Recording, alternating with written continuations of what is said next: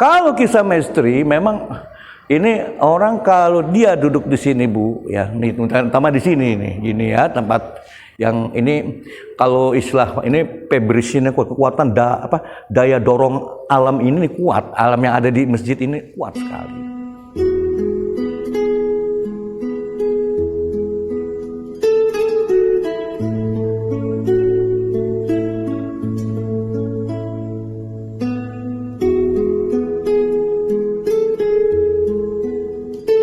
Assalamualaikum warahmatullahi wabarakatuh. Perkenalkan diri saya, nama Muhammad Izzi. Sebagai sekarang ini jadi Ketua Pembina Yayasan Masjid Jami Tambora.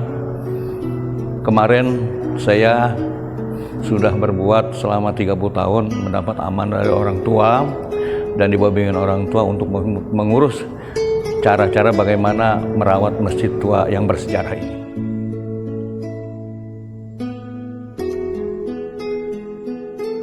Ini masjid adalah Masjid Jami Tambora. Masjid ini didirikan tahun 1761 atau hijriahnya 1181 hijriah. Berdiri masjid ini tentunya ada yang mendirikan masjid. Pendiri masjid ada promotornya adalah Ki Mustahib satu, yang kedua Ki Dayeng. Ki Mustahib dan Ki Dayeng ini adalah seorang pelopor, pejuang yang mereka berasal dari, yang salah satunya dari Bima, yang satunya lain dari Makassar atau Goa. Ki Dayeng dari Goa, Ki Mustahib dari Bima. Beliau mengapa sampai ke Batavia ini atau Betawi ini? Karena di 1761, sebelum 1761 beliau berjuang melawan Belanda. Tidak ada satupun wilayah yang ingin dijajah. Makanya beliau berontak untuk berupaya membebaskan wilayah dari penjajah. Namun alangkah malang beliau akhirnya tangkap oleh Belanda sehingga dibuanglah beliau itu ke Batavia ini.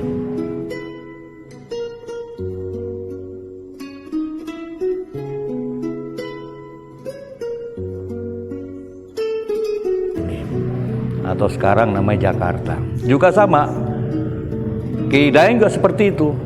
Beliau berasal dari Makassar, perjuangan sama, tertangkap, dibuang juga ke Batavia karena Batavia pusat pemerintahan Belanda. Nah, dalam hal ini bukti dari perjuangan beliau itu menurut cerita orang yang tua-tua itu 5 tahun beliau ini di penjara di Batavia kota Batavia, museum kota lah kalau sekarang, dulu kan, atau museum Fathahilah lah kalau sekarang. Dua orang ini pejuang melaksanakan hukuman 5 tahun. Nah, setelah 5 tahun beliau tidak kembali ke tempatnya. Beliau ingin menuntaskan perjuangan, sama-sama ingin mendirikan sarana perjuangan untuk generasi berikut. Yang pertama dia buat adalah masjid. Ini adalah masjid yang 2 orang ini sebagai cikal bakal berdiri Masjid Jami Tambora.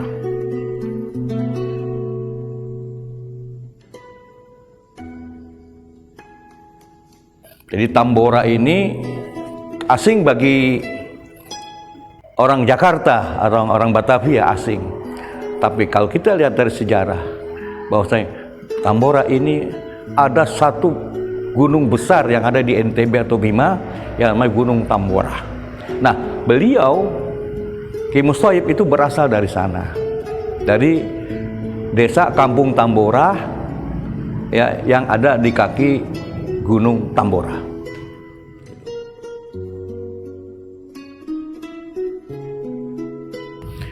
Tentunya setelah proses berdirinya masjid ini, beliau kan pesan. Artinya pesan itu, pesan moral adalah untuk meneruskan perjuangan melalui wadah masjid. Sehingga beliau dirikan masjid sebagai masjid.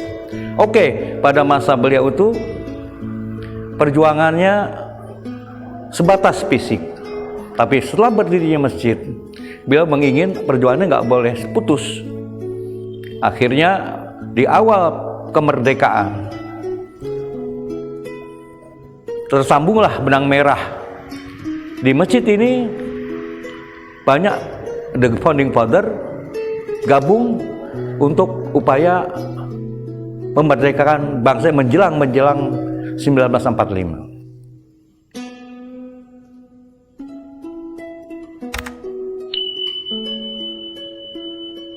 Di situ ada yang namanya tokoh-tokoh Masyumi ini berkumpul di masjid ini. Mereka sama-sama ingin berjuang untuk memerdekakan bangsa. Nah, artinya apa? Benang merah ini nggak putus. Pendirinya pejuang diteruskan oleh pejuang yang akan memerdekakan ini. Basicnya adalah masjid, gitu. Akhirnya merdeka kita.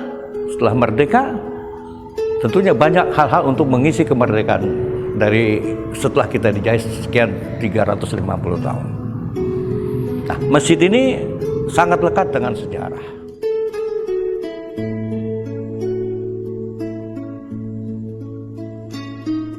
Karena Tambora ini identik tadi dengan sejarah benang merah antar pendiri dengan the founding father. Orang yang berjasa di merdekanya bangsa ini 1945 ini pada kumpul di sini. Jadi wajar kalau andaikan nama itu sangat abadi.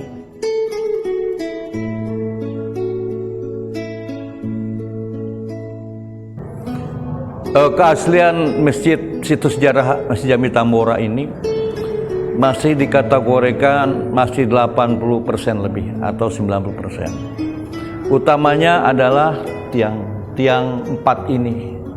Tiang 4 ini masih utuh. Kemudian yang asli lagi itu ada sarang tawon di atasnya itu.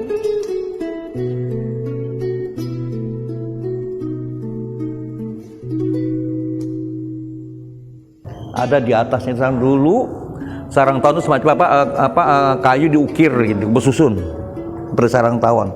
Itu untuk sentra daripada lampu yang dulu bukan seperti ini. Dulu itu dikerek. Jadi kalau di sini ibarat mikra, nah mikra itu baca Quran bersama. Dulu lampu enggak ada, cuma hanya tertentu aja bisa dengan gas, bisa dengan minyak tanah. Jadi ada semacam lampu dari keramik gitu. Dia kalau penerangan ditarik ada bandulnya. Nah itu masih ada kerekannya masih ada. Nah, ditarik, nah itu udah penerang gitu. Tapi kalau untuk pada saat ngaji dia ditarik nih untuk ini turunkan ke bawah sini. Nah, pada ngaji itu keliling. Karena kan penerangan penting kalau ngaji. Makanya dia adalah tahun 79 itu diambil oleh dinas gitu.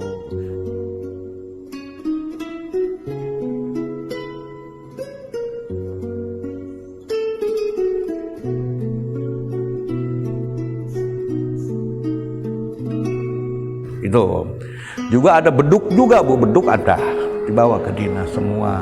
Piring-piring antik, biasa kalau masjid besar ini ada piring besar, hampir sebesar ini piring. Nah itu sampai ratusan biji ya memang, karena ini alasannya beliau tahun 79 waktu prehaban aula, penambahan ruang ini kan ruang utama sebagai ada ruang sebelah ya ukuran 10 kali 10.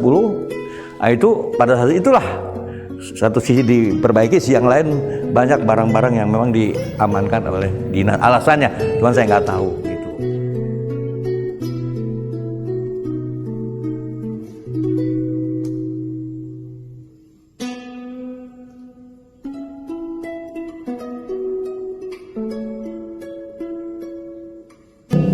Nah, itu tulisannya termasuk barang antik Ibu. Ini tahun 79 ditemukan di pondasi pembangunan aula sini tahun 79. Itu Bu tuh.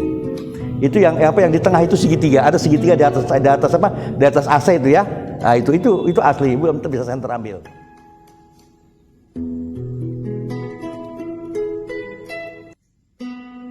Nah, kemudian dibentuk ini pun asli nggak berubah Ibu ya, bentuk kayak figura ini Bu ya, figura apa namanya. Nah, itu kebanyakan kalau kita lihat kayak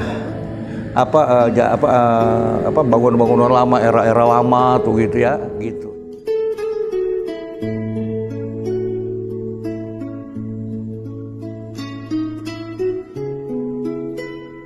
Kemudian jendela-jendela itu ya, Ibu bisa lihat jendela-jendela, ambil dari luar nanti bisa itu pagar-pagar jendela itulah itu yang bentuknya emang rata-rata ukuran standar abad 17 itu begitu tuh semua.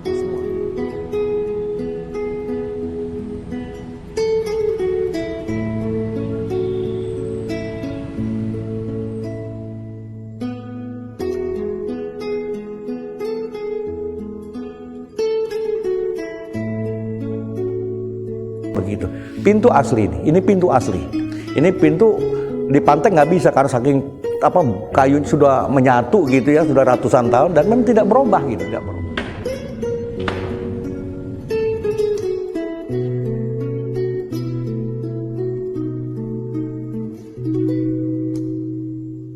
Yang menarik dari filosofi tiang ini 8 sisi. Filosofi 8 sisi itu filosofi bagaimana negara masyarakat adil dan makmur itu 8 item.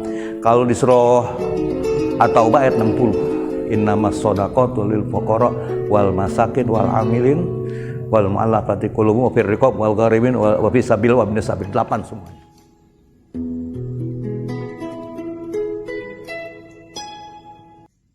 Konsepnya nih Bu. Jadi tiang ini bukan begini, ada filosofinya gitu. 4 ini menandakan penopang Islam, Abu Bakar, Umar, Utsman, Ali, ya kan? Ditopang lah. Nah sampai ke atas masih ada ruang lagi.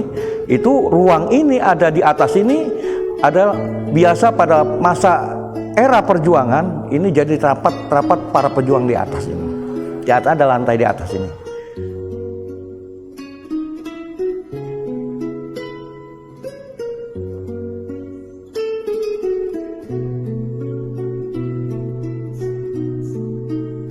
Jadi tertutup, makanya di sini kita bisa bedakan. Masjid tua biasanya suka ada tangga paten untuk memang utamanya untuk azan gitu. Tapi saat di sini tidak ada. Karena apa? Nah, ini dibilang jadi berbedanya kan nilai juangnya tinggi kan, banyak pejuang di sini rapat di atas, pakai tangga biasa diangkat ke atas begitu. Jadi Belanda tidak melihat akan adanya rapat pejuang. Namun suatu saat cerita dari Pak Supi itu tokoh sini yang paling tua ketangkap karena rapatnya di atas, ketangkap lama-lama juga Belanda, air dibawa oleh Belanda, ditahan gitu. Nah, jadi makanya kalau dilihat dari situs juangnya sangat tinggi sekali.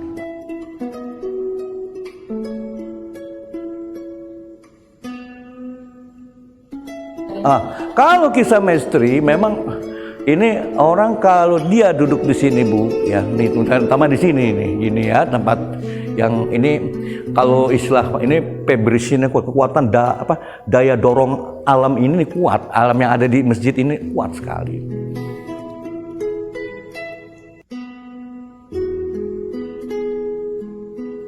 Jadi kalau toh dia di sini pasti akan mengalami apa yang barangkali yang tidak pernah mereka alami di luar gitu.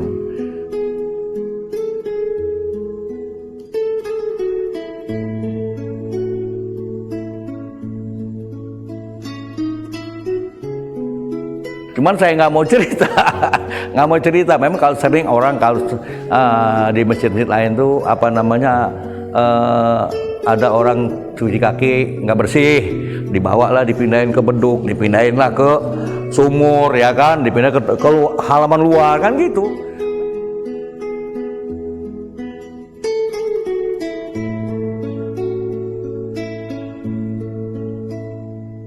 Bangun malam tahajud, konser penuh, pasti ada sesuatu yang terjadi pada diri dia, Bu. Gitu. Yang tahu diri mereka sendiri. Begitu. Saya juga pernah seperti itu. Karena satu saat ini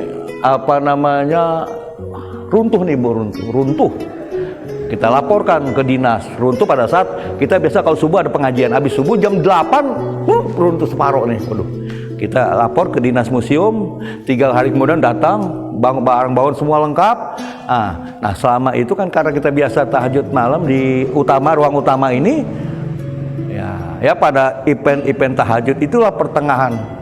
Seperti ada orang yang mukul badan kita karena kondisi kita mengantuk, capek ngantuk, kita dipukul, kaget gitu. Cuman kita berpikir ini nggak ada orang, nggak ada, kamu tiba-tiba ada begitu keras pukulannya. Kita nyadar, oh ya berarti ada yang mengingatkan supaya kita jangan tidur gitu.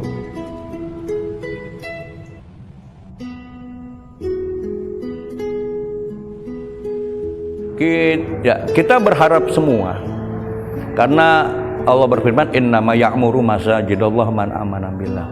Kita diperintahkan orang beriman ini untuk selalu mengamalkan masjid. Itu simbol bahwasanya kita dekat dengan yang punya masjid nih, yaitu Allah itu Subhanahu wa Ta'ala. Karena Baitullahnya ini di sini.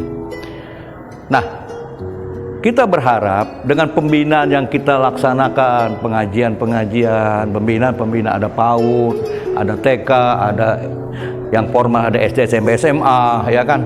Kita berharap sesuai dengan harapan pendirinya ini supaya masjid ini terisi gitu. Dengan generasi yang berilmu gitu. Bukan generasi sekedar ini, ada yang berilmu. Jadi sebab bagaimana kita ngisi masjid akan bagus kalau mereka nggak ada ilmunya, Ibu, kan begitu. Jadi ini kita isi dan berharap juga ini terus berkelanjutan supaya generasi muda cinta kepada masjid.